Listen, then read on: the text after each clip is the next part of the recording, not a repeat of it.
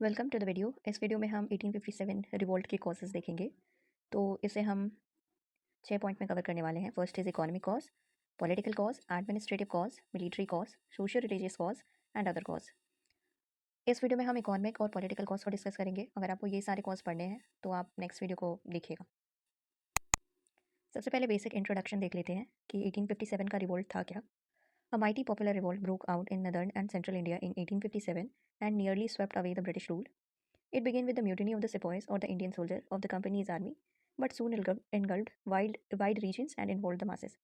मतलब एक mighty popular revolt हुआ 1857 में। और ये किसके साथ शुरू हुआ? तो ये सिपॉयज़ म्यूटिनी के साथ शुरू हुआ। और पहले तो ये केवल सिपॉयज़ के मतलब सिपॉयज़ इसमें पार्टिसिपेट किए थे, लेकिन सून एनगल्ड वाइड वाइड रीजन्स, धीरे धीरे देखते देखते ये लगभग पूरे रीजन में फैल गया एंड ये मासेस को भी इन्वॉल्व कर लिया। आखिर ये रिवोल्ट हुआ क्यों? The cumulative effect of British expansionist policies, economic exploitation, administrative innovation over the years had adversely affected the position of all rulers of Indian state, sepoys, zamindars, peasants, traders, artisans, पंडित, मौलवीज। मतलब ये revolt ऐसा नहीं है कि केवल एक ही cause से एक इवेंट हुआ, एक घटना हुई और उसके बाद ये रिवॉल्ट तुरंत शुरू हो गया। ये क्यूमुलेटिव इफेक्ट था। जो ब्रिटिश अपनी पॉलिसीज़ ला रहे थे, जो इसकी एक्सपेंशनिस्ट पॉलिसीज़ थी, जो एक इकोनॉमिक एक्सप्लॉइटेशन करते आ रहे थे, जो एडमिनिस्ट्रेटिव इनोवेशन कर रहे थे, doctrine of labs, subsidiary alliance, ये सब इम्पोज कर रहे थे, वो ओवर द ईयर्स धीरे धीरे अफेक्ट किया लोगों को। और फिर ये क्यूमुलेटिव इफेक्ट ही था इन सारी पॉलिसीज़ का 1857 का revolt. The simmering discontent burst in the form of a violent storm in 1857, which shook the British Empire in India to its very foundation. अब हम कॉज देख लेते हैं द 1857 रिवोल्ट का major cause. The cause of the revolt of 1857 emerge from all aspect. सारे aspect से ये emerge हुआ था, ना कि केवल एक एस्पेक्ट से। Socio religious, socio cultural, economic, political, of daily existence of Indian population cutting through all sections and masses. पहला कॉज है economic cause. The colonial policies of east India company destroyed the traditional economic fabric of the Indian society। जो colonial policies थी EIC यानी east India company की, वो traditional economic fabric destroy कर दी थी। पूरा इंडिया का ट्रेडिशनल इकोनॉमिक फैब्रिक डिस्ट्रॉय कर दी थी। The peasantry were never really to recover from the disabilities imposed by the new and highly unpopular revenue settlement. जो नए नए रेवेन्यू सेटलमेंट इंट्रोड्यूस किए जा रहे थे, जैसे कि नए नए लैंड रेवेन्यू सेटलमेंट, जैसे कि जमींदारी हो गया, रैयतवारी हो गया, महालवारी हो गया। उस पे उसमें उसमें उससे पीसेंट्स बहुत परेशान हो रहे थे, उन पे ज़्यादा टैक्सेस इम्पोज किए जा रहे थे।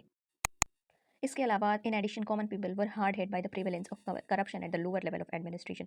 जो EIC के जो ऑफिसर्स थे, जो लोअर लेवल के एडमिनिस्ट्रेटर्स थे, उनमें बहुत ज़्यादा करप्शन भर चुका था। छोटे छोटे काम के लिए करप्शन होता था, तो इससे कॉमन पीपल बहुत ज़्यादा अफेक्टेड था। The complex judicial system enabled the rich to oppress the poor. Thus the growing poverty of the people made them desperate and led them to join a general revolt in the hope of improving their lot. तो यही सब मिलके उनको एक ही आस दिखा कि अब revolt में शामिल होना ही ठीक है।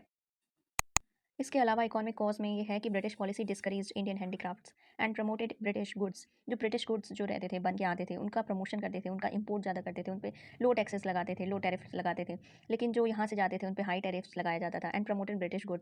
The highly skilled Indian craftsman were forced to look for alternate sources of employment that hardly existed, as the destruction of Indian handicraft was not accompanied by the development of modern industries। तो ये जो Indian हैंडीक्राफ्ट्समैन जो थे, जो Indian हैंडीक्राफ्ट्समैन थे, जो अपना बना बना के कुछ क्राफ्ट्स बना बना के बेचते थे, उनके पास अब कोई अल्टरनेट सोर्स नहीं रह गया था एम्प्लॉयमेंट का।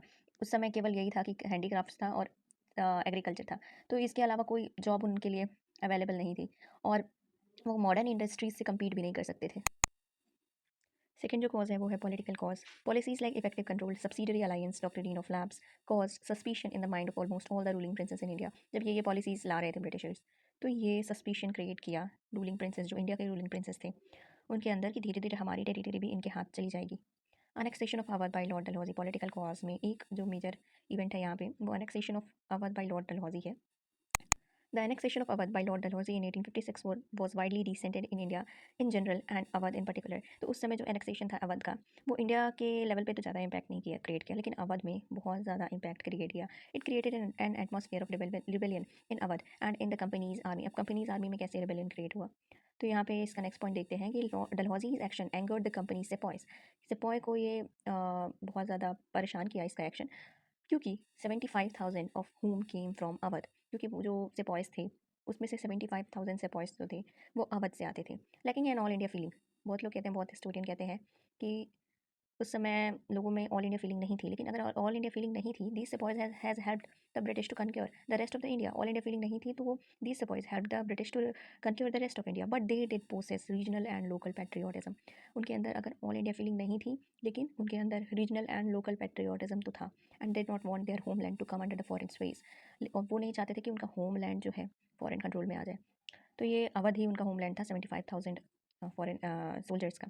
Moreover, the annexation of Awadh adversely affected the sepoys first. He had to pay higher taxes on the land his family held in Awadh। तो ये भी अवध के जो सोल्जर्स थे, कंपनी की आर्मी में काम कर रहे थे, उन्हें ही अपने पैसे अपनी जेब से ही हायर टैक्स देना पड़ता था अपनी फैमिली के लिए अवध में। तो ये बहुत ज़्यादा गुस्सा दिलाया कंपनीज के सपॉयज़ को। अब डलहौजी ने अवध को एनेक्स तो कर लिया, लेकिन उसने क्या रीज़न दिया? The excuse, क्या excuse दिया? The excuse that Dalhousie had advanced for annexing Awadh was that he wanted to free the people from nawabs mismanagement। कि हम लोगों को नवाब के मिसमैनेजमेंट और ताल्लुकदार के ऑपरेशन से फ्री करना चाहते हैं, इसलिए हमने अपने में एनेक्स कर लिया, ब्रिटिश ईस्ट इंडिया कंपनी में अवध को एनेक्स कर लिया। लेकिन but in practice the people got no relief. मतलब कुछ भी आप रीज़न दे रहे हैं, पीपल को कुछ रिलीफ भी नहीं मिल रहा है और आप एनेक्स भी कर ले रहे हैं। अब अवध को तो एनेक्स कर लिया गया था, नवाब का को डिसॉल्व कर दिया गया था।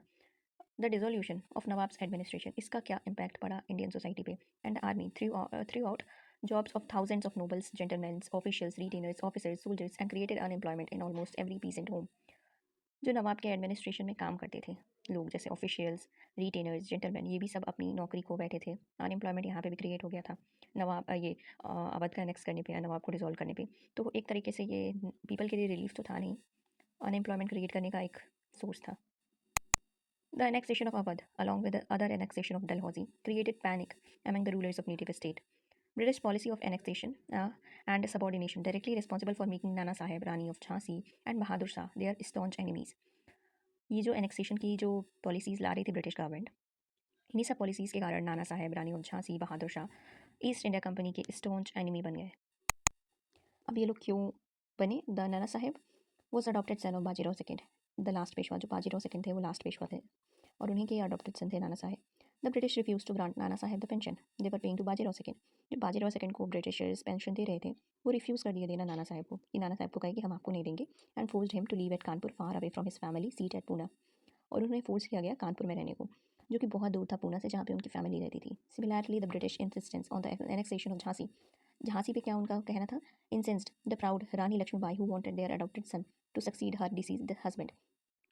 तो ईस्ट इंडिया कंपनी के अकॉर्डिंग कि अडॉप्टेड सन जो है सक्सीड नहीं करेगा थ्रोन पे, लेकिन झांसी की रानी चाहती थी कि उनका सन ही सक्सीड करे, तो इसलिए झांसी की रानी ने इस रिवॉल्ट में पार्टिसिपेट किया।